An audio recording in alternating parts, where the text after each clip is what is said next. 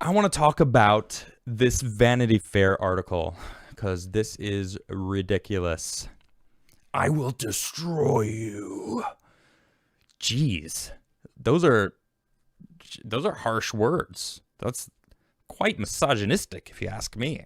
Like trying to destroy a woman for revealing things. Let's dig into this. Biden aide threatened a Politico reporter pursuing a story on his relationship. Deputy Press Secretary T.J. Ducklow lashed out at journalist Tara Palmieri, spurring conversations between Politico's brass and the White House and raising questions about behavior tolerated in the Biden administration. Wait a minute. Didn't Biden say that he would tolerate nothing? If he heard any whim of any disrespect, you're out. You're gone. Actually, he did. You know, before I read this article, I want to set the tone. And of course, Jack Posobiec had a perfectly worded. This is straight up a quote. I actually have the video. I just posted it on my Twitter feed because it's rather hilarious to see it. You know what? Might as well pull it up, and I'm just gonna play it over here. Can you guys hear it? I think you're gonna be able to hear it. Yeah. All right, here it's playing in the background. We all have a great privilege. We have to restore you. Wait for it. I'm not joking when I say this. If you're ever working with me and I hear you treat another colleague with disrespect, talk down to someone, I promise you I will fire you on the spot. On the spot. On the spot. On the spot. No ifs, ands, or buts. No ifs, ands, or buts. Everybody. Everybody. Everybody. Everybody. Treated with decency. Everyone should be treated with decency. And dignity. Oh, and dignity. Oh, thank you. That's been missing in a big way. Oh, it's been missing. The last 4 years. Oh, it's been missing the last 4 years. Interesting. Huh. Interesting. Well, let's go back to that article, shall we? Let's go back. Let's dig into this here article here. All right. A White House official tried to quash a story about his relationship with a reporter by issuing threats and using derogatory language to another reporter pursuing it, according to two sources familiar with the incident. Oh, don't you just love that? In a sympathetic profile Monday, People revealed the White House Deputy Press Secretary T.J. Ducklow is dating Axios political reporter Alexei McCammond, who covered the Joe Biden campaign. But behind the scenes, Ducklow had previously lashed out at political reporter Tara Palmieri, who was reporting the story, exhibiting behavior that led to tense meetings between the Washington news outlet's editors and senior White House officials. The confrontation began on Inauguration Day, January 20th, after Palmieri, a co-author of Political's playbook, contacted McCammond for comment while one of her male colleagues left a message for Ducklow, according to sources. Ducklow subsequently called a playbook editor to object to the story, but was told to call the playbook reporters with his concerns. But instead of calling the male reporter who initially contacted him, Ducklow tried to intimidate Palmieri by phone in an effort to kill the story. Quote, "I will destroy you," end quote, Ducklow told her, according to sources, adding that he would ruin her reputation if she published it. Wow, that's brutal. What kind of behavior is that? Yeah, it's not good. It's not good. All right, it's controlling. It's terrible. Like what? This is. Oh, I know what it is. That is toxic masculinity. No, maybe not masculinity. That's not the right way of putting it. It's just toxic humanity. This is the kind of thing. It's like anyone could be. I don't care what race you are. I don't care what gender you are. Anyone can have this bubble to the surface. I will destroy you. I will ruin your reputation. My goodness, Ducklow, you love yourself, man, and think that you're somebody, don't you? Jeez.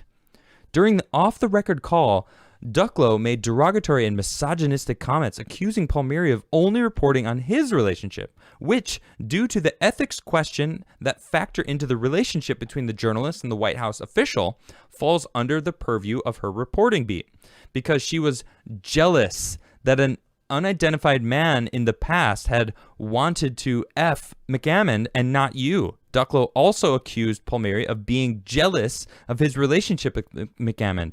Okay, wait, now he's saying you're jealous, like you wanted to be with me, but she was with me? Man, so he's full of himself? He's high and mighty? Like, these are issues. This is someone who clearly has an authoritarian complex, all right? A superiority complex. Like, dude's got issues. Okay, this is, red flags all day long.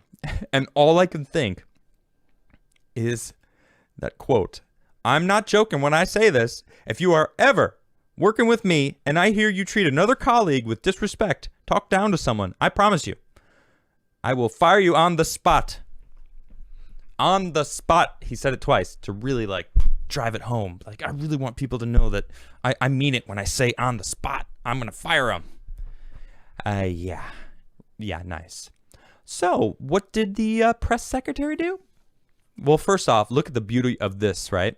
So we got down below her retweeting the holiday festive hearts that Dr. Jill Biden had posted. Compassion and kindness is back. Sorry, I couldn't help it. I couldn't help myself. It's because it's funny. The juxtaposition of that next to her going, TJ Ducklow has apologized to the reporter with whom he had heated conversation about his personal life. No, that wasn't a heated conversation. That was him being just an a-hole, right? I mean, seriously, a heated conversation? He is the first to acknowledge this is not the standard of behavior set out by the president. In addition to his initial apology, he has sent the reporter a personal note expressing his profound regret. With the approval of the White House Chief of Staff, he has been placed on a 1-week suspension without pay. In addition, when he returns, he will no longer be assigned to work with any reporters at Political. What is he, your son that you're protecting? Like, what is going on? What happened to on the spot? Biden said no if, ands, or buts. No if, no ands, or buts. Well, what happened to that? Well, what changed? What happened that, in, I don't know, what, 3 weeks, 2 weeks? How long has it been? Almost a month? No, like 3 weeks, something like that. Biden said, we're not tolerating any of this. You're out. No ifs, and, or buts. We will not tolerate it. Okay, well, here's one of the aides in the White House dropping bombs on some girl that that's saying that she's jealous. I will ruin you. I will destroy you. I'm going to ruin your whole life, essentially. Like, dude, really? How classic behind the scenes a-hole do you have to get? Well, bro, it's been the light is shining on it, and people see you. So you get a 1-week suspension without pay. Cool, whatever. Nice way to uphold to your standards, Biden. Really do appreciate that. Yeah, well, I think it's ridiculous. Ah, man, this kind of stuff just drives me nuts. People talk about the past 4 years being ridiculous. It's like, well, the past 4 years, people were prospering in this country. We weren't at war. Troops were getting paid. They weren't dying. All right? I'm sure they did, but man, we weren't out fighting the world. We were trying to scale that down. You look at the last 4 years, minus 2020, which was a big cluster of circumstances that happened. They're trying to play the whole, well, during the Trump administration, we lost 4 million jobs. And it's like, is that before 2020 or after 2020? Because you're just equating it all to him now, when in fact the economy was booming before the coronavirus, and the Democratic governors and the government on the Democratic side shut everything down, ruining small businesses. And then it made it even worse when the media spun this entire emotional hodgepodge into the country of racial inequality because someone died from a fentanyl overdose, which is what happened. Okay, it was like 4 times the lethal limit of fentanyl that was in his system. Okay. I'm just telling you the facts here, okay? And media spun it. They were like, perfect. Let's drill it into everyone's head and make sure it's Trump's fault because he's the dictator we're trying to destroy. They will destroy you. Does that sound familiar? What does that sound? Oh, right. That's this guy, the aide, who they're now protecting. Why? Why are they protecting him? Right, because he's one of them. This is just proof. They're like, no, he's one of us, so he can do that. Because that's literally what we do. We will destroy you if you go against the narrative. We will destroy you if you go and release information.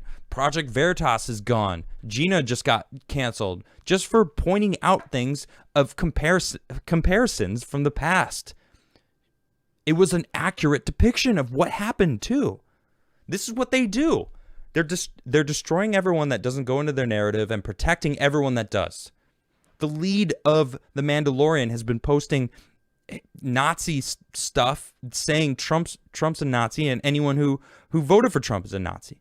It's literally the same exact thing that they're saying Gina was abhorrent about, but she wasn't even making a comparison. She was doing a blanket statement saying, look what happened then, look what is happening now.